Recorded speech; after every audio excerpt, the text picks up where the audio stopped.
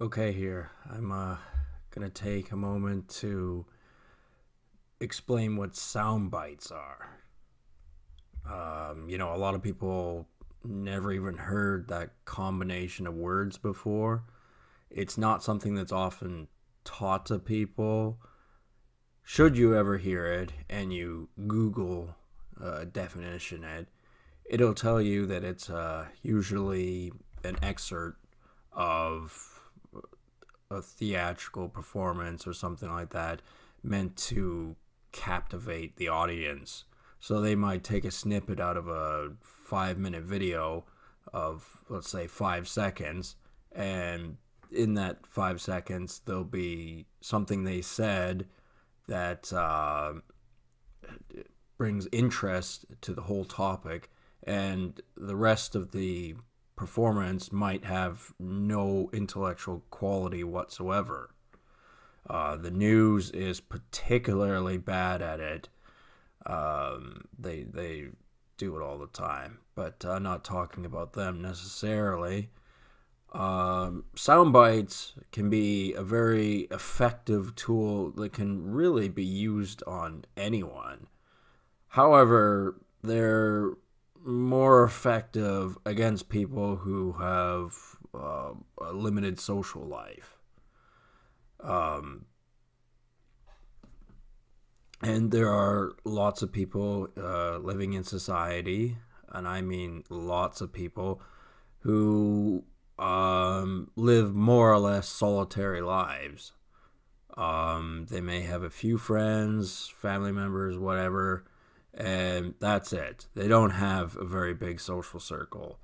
And in saying that, when certain topics or expressions are said around them, they can be deliberate.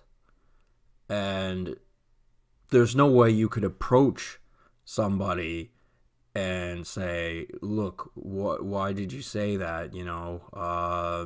That's offensive to me." Because then they go, "Well, I don't even know who you are, or I don't know you well enough to understand that," or basically any mechanism, social mechanism to disassociate themselves from um, any any wrongdoing, or turn around and make you sound like the crazy person, when in fact it was them who deliberately said something that they knew would piss you off. Um, like I've seen multiple occasions where I know someone saying this and they're deliberately saying it within ear distance of me, and it's directed at me, and they don't have the chutzpah to say it to my face in a direct manner. This can instill paranoia in people. And in my particular situation, look, I got sent to Coventry. That can happen to anybody, really. Essentially, what that means is you live in a society where no one talks to you for longer than they have to, or at all. I don't get much intellectual stimulation from any conversations that I have with most people. I have a very small social circle. And you may go, well, in this day and age where, you could basically go anywhere, and how is it that this policy can remain effective? Well, the answer is quite simple, actually. It's a lot simpler than you might think. And some people go, "Oh, well, you got quite the ego that people would spend that much time making sure that you know nothing." You underestimate the grand design of what Big Brother wants from its citizens. They want to be able to cherry pick people and put them in a social bubble where they can study their human behavior. And unfortunately, I was selected for that process. I know, because as I've said before, life doesn't happen. Normal things, current events, changes in plans, all these sort of things, they're never mentioned around me by the few people that do have, limited conversation around me. And you may go, well, how is that possible? How do they do that? Well, it's a combination of things that they use to enforce that. One is slanderization.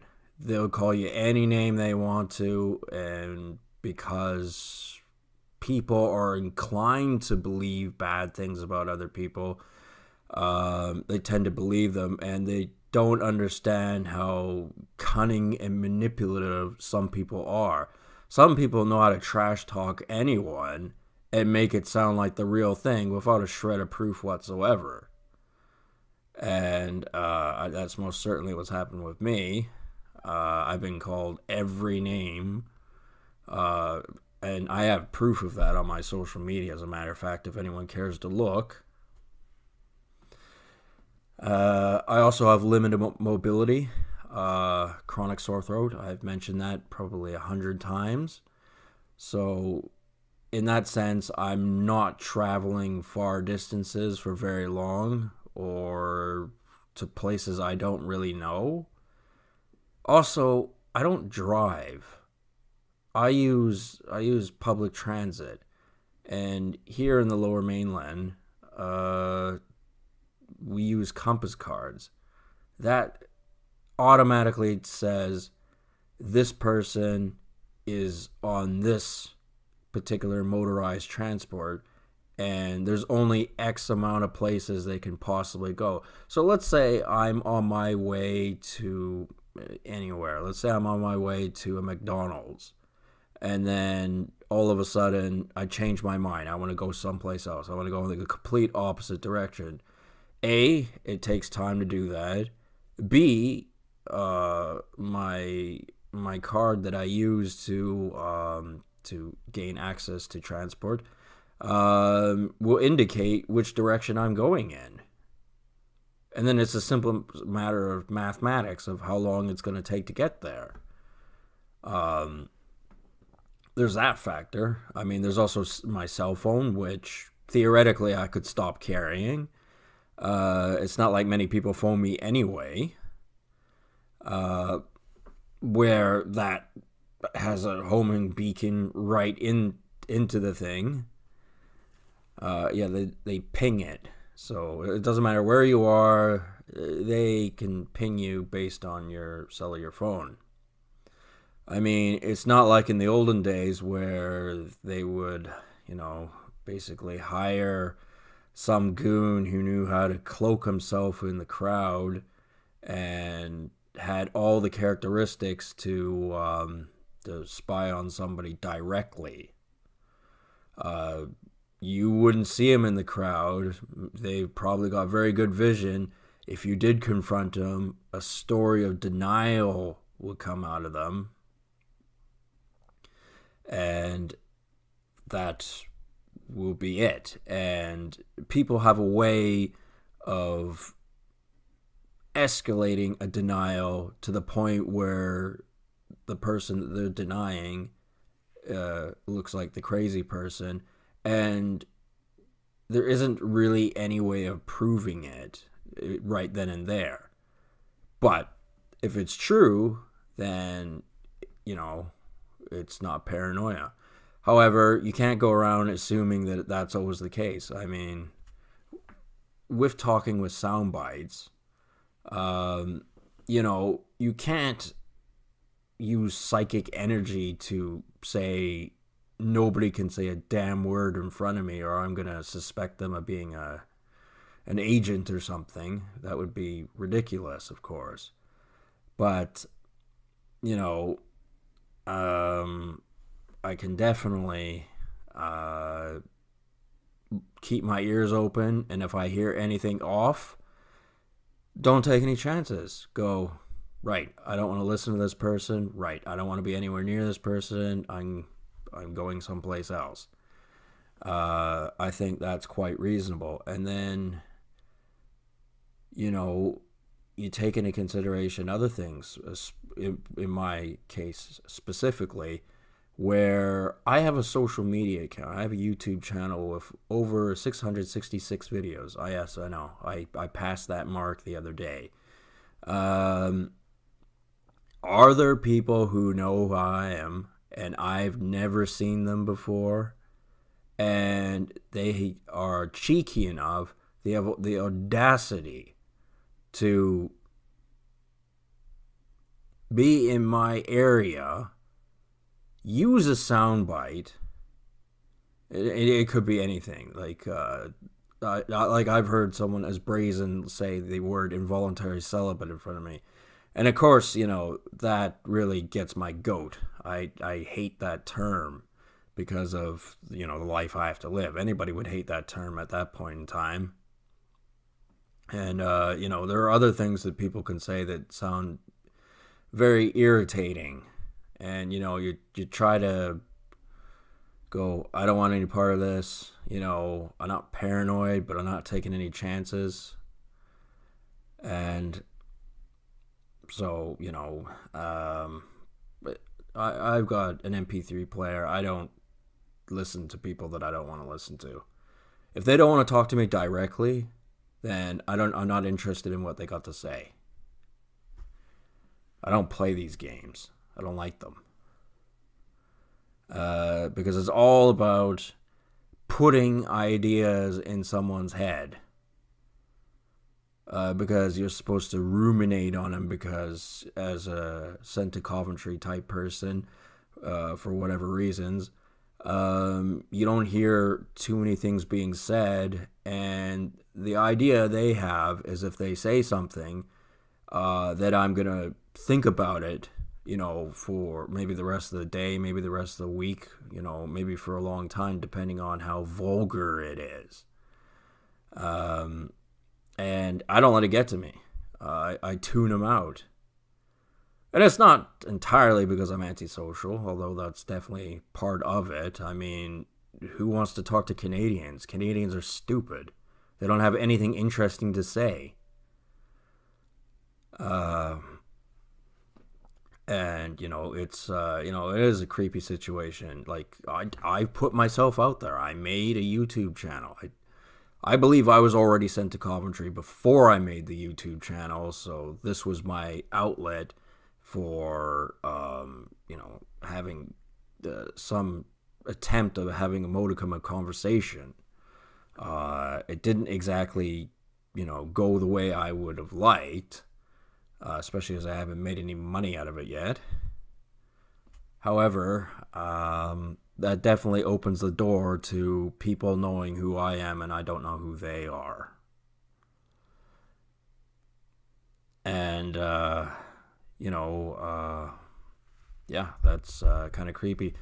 And, you could go, well, I'm going to become a total recluse then. I'm going to work nights.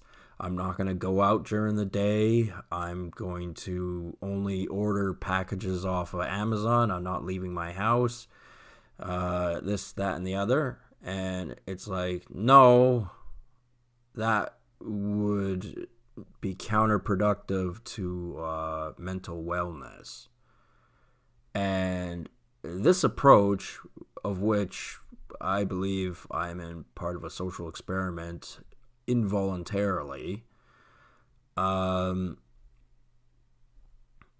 isn't interested in my mental wellness. They never were. If they were interested in my mental wellness, they wouldn't do the things they do. They're interested in experimentation. That's completely different from mental wellness. They want to create a social atmosphere calibrated to a person's specific statistical information as a mechanism of their own ego to control the masses. I've spoken negatively about the government many times. And I've said negative things about all kinds of things like smartphones, mainstream narrative, all sorts of things. And I've come up with ideas about the National Hockey League in particular. And these are organizations with a lot of money. And people go, well, doesn't that sound expensive for them to specifically zero in on you? Well, no. For one thing, that's how they get their jollies, is picking on people, because realistically, the world is ran by bullies. There's that, and it's surprisingly cheap. I mean, there are people out there, when I was saying, you could have a stalker, a professional stalker, an agent, following you around, that's their job. They're paid to do that anyway. If they weren't stalking you, they'd be stalking somebody else. And therefore, is not any more expensive. And, they can also pick on other characteristics that I have. Like I have mentioned before, that I have limited eyesight. My eyesight, even with glasses, is not particularly good. This they know, because they have my statistical information that's always put on the internet. Anytime you see a doctor of any kind, your information goes on the internet. You cannot live in society without your information being on the internet. And people higher up in the government food chain have access to all of that information at any time they want. They know how much money you have in your bank account. They know what bank you go to. They know if you have a car mortgage. They know if you're employed or not. They know your library card. They know it all.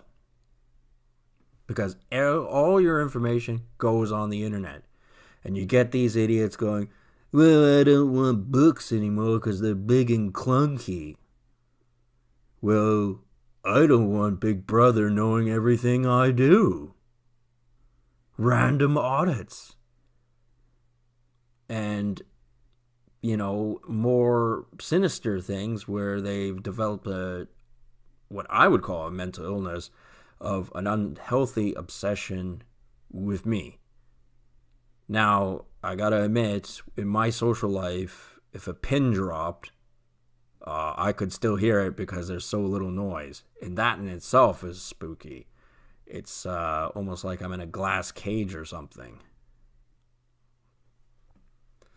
Yeah, it's, that's obviously a creepy thing. And, this is definitely a problem that, people of, somewhat importance have to deal with, or have the threat of having to deal with if they don't do what the powers that be want them to do. They get put somewhere, and, they become a memory, a distant, off, forgotten about thing.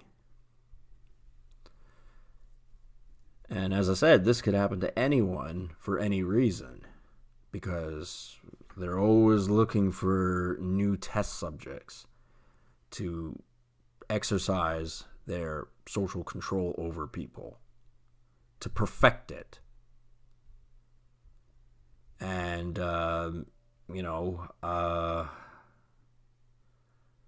these people, they think that they've thought of it all, that they, have their think tanks, their little powwows, and that they're so clever because they learned similar information through their extended education and all that, that therefore they're better and almost godlike. Excuse me, you're a cretin and a deplorable person. You ain't godlike. You'll never be godlike.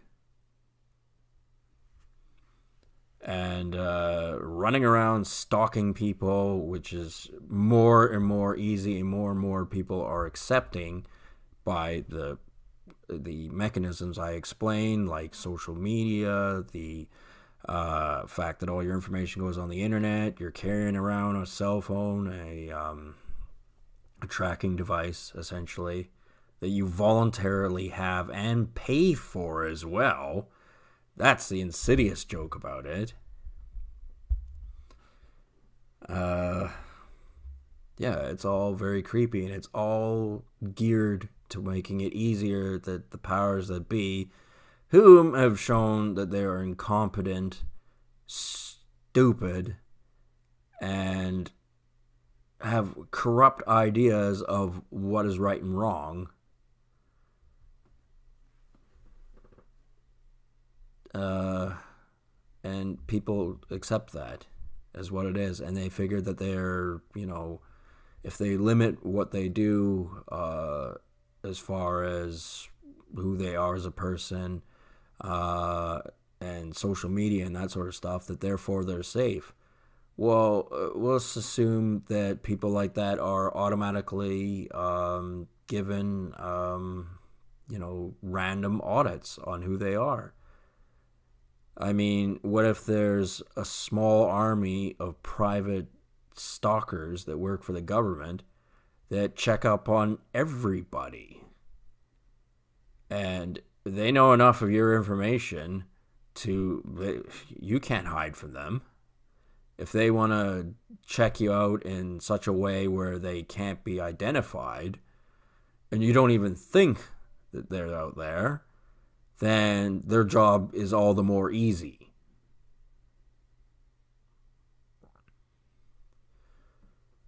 As far as my situation goes, there's a few things that make it easy for them. One, don't drive. I take public transit. So, it's a simple matter of time and mathematics of where I could possibly be. Two, I have a routine. Most people do. Of the things they do. It's it's part of normalcy, in my opinion, is to have a bit of a routine. Sure, you do things outside of your routine here and there. That's normal. That's a good thing. But that doesn't mean that you don't have a routine of some kind. Because you wouldn't want to be one of these people that's, skydiving one day, studying for a university exam the next day, partying the next day after that, running for Congress the day after that, and, going backwards and forwards, because then that would be a different kind of mental illness altogether. And more than likely some sort of delusion, because nobody can handle doing all those things. That would become your routine, and it's like, yeah, no one could keep that up forever, or for very long, for that matter. Those were some examples. So I have limited mobility because of my illness, my throat. It makes me not want to go out too much. If I didn't have it, I would. I'd really like to, especially exercise more. I'd really like to do that.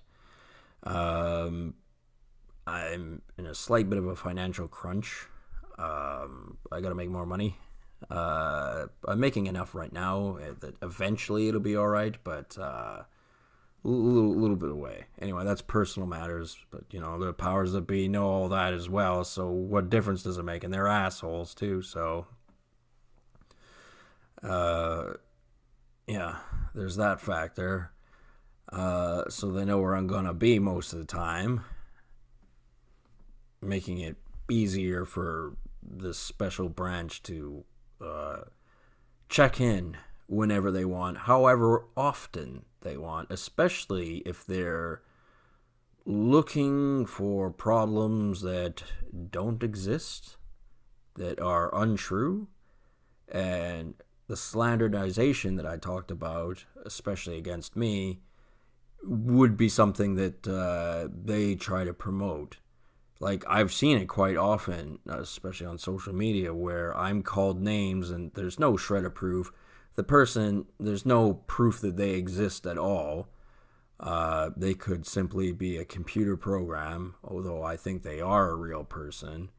However, no name, random picture, say one thing, you never hear from them again, that kind of routine. And then they turn around and go, oh, no one watches your channel. No one knows who you are. Blah, blah, blah, blah, blah, blah, blah. How many fucking people do you know just explained everything that I just explained to you? How many people do you fucking know can do that?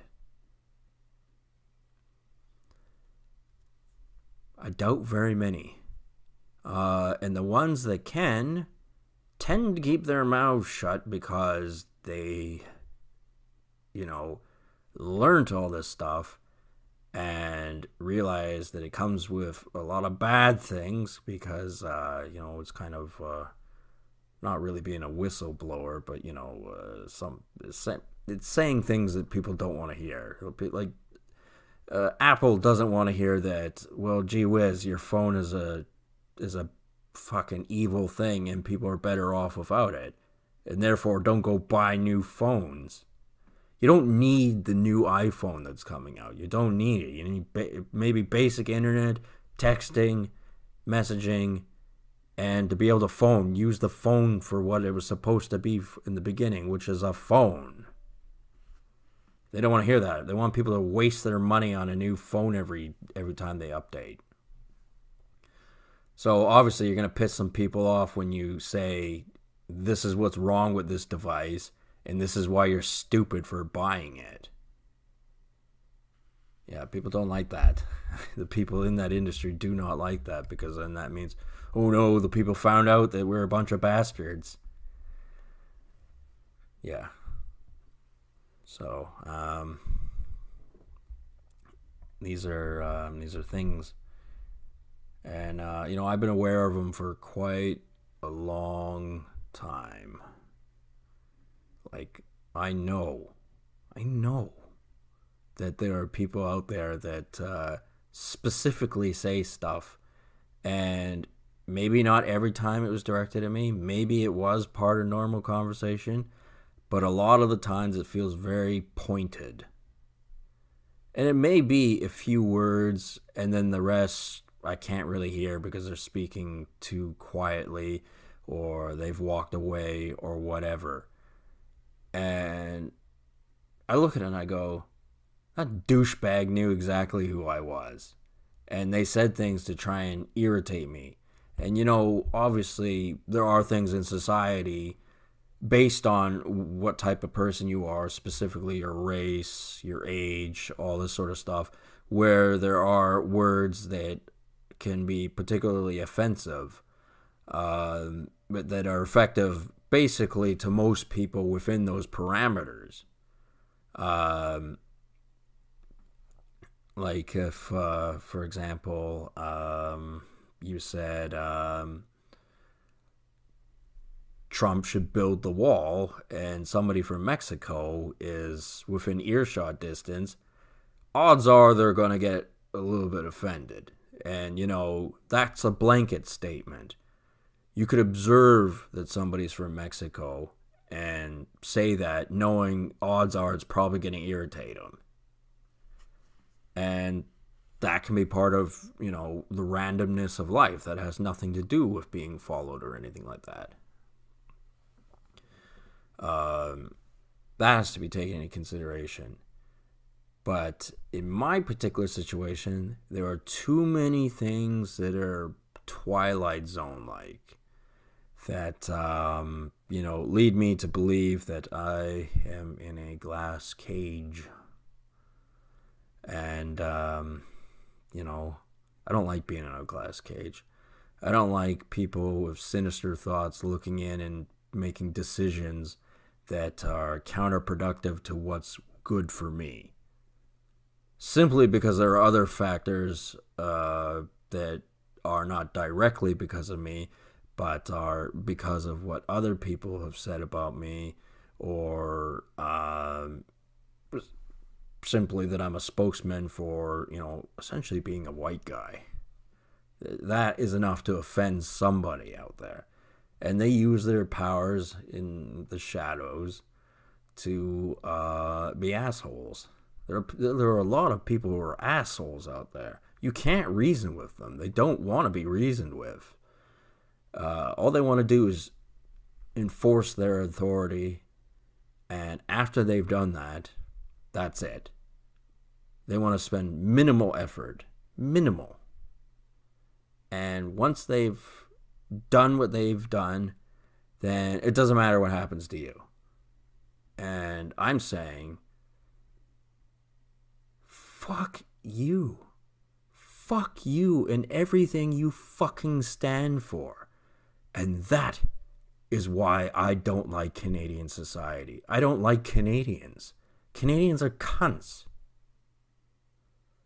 And they don't even know they're cunts. They think, well, donate to Salvation Army. I know how to be polite to everybody except you because you're a bad guy. And I dress like a normal person, and you're none of those things. I contribute to society. What do you do? I contribute to society as well. Except I'm under the belief that I do things that are more important for society than what some dweeb who works for the bureaucracy does.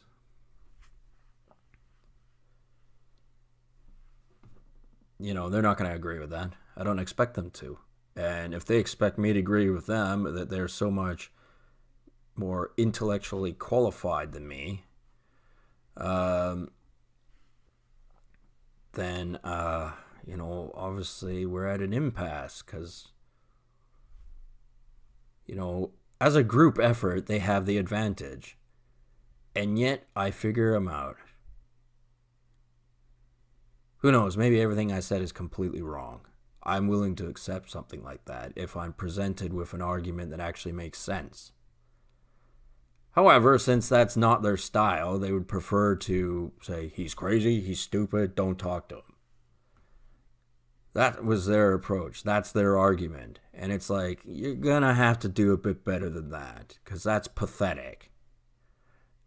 I mean, I could do the same thing to you, and it would be, I say, you say type of thing.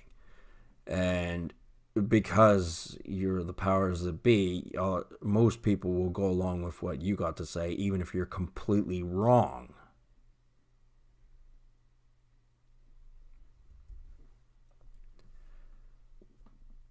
So, very, very confusing situation. I don't let it get to me. I don't get too paranoid about it. I mean, I could do, I suppose. And this is exacerbated by, obviously, my physical condition, my neck, because if, you have to think about all these other things, and then you've got chronic pain to go with it, it always makes things worse. And then they can always turn around and go, he's the crazy person, and the only way he's going to get better is if we continue to abuse this fellow.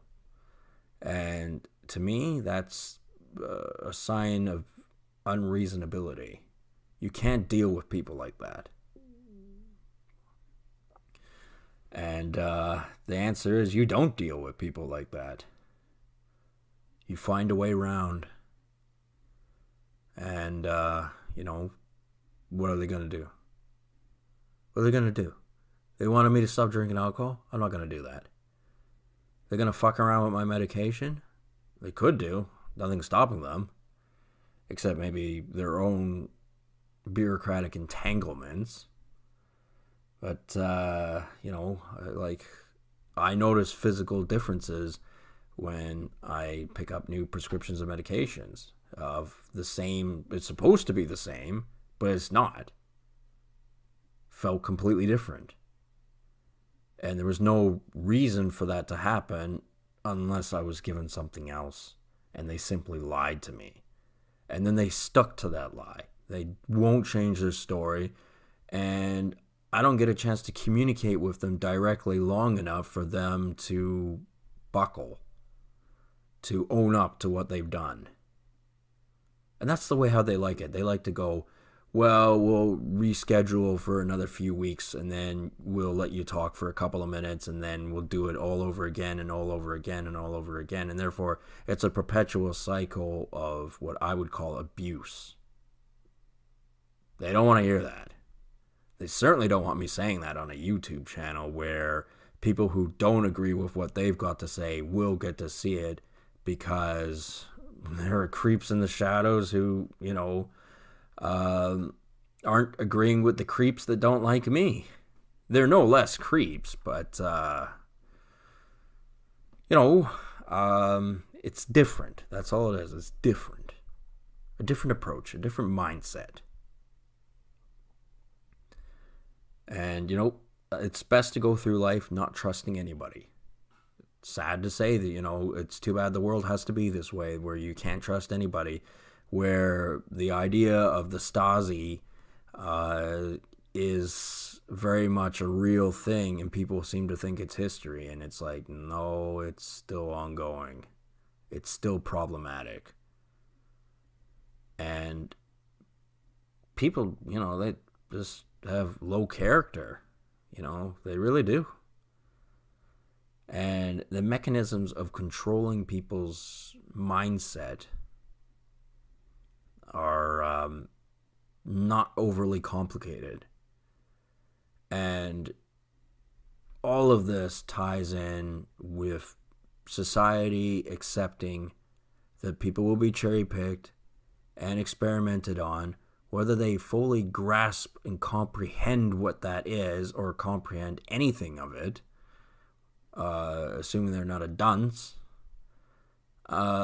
shows how sick and twisted the world really is and everything wrong with it. Anyway, figured I would tail off this video because I don't know about you guys, but I'm getting real thirsty. There's something I would like to drink. What is it? Oh, it's a beer. I want a fucking beer. You don't mind, do you?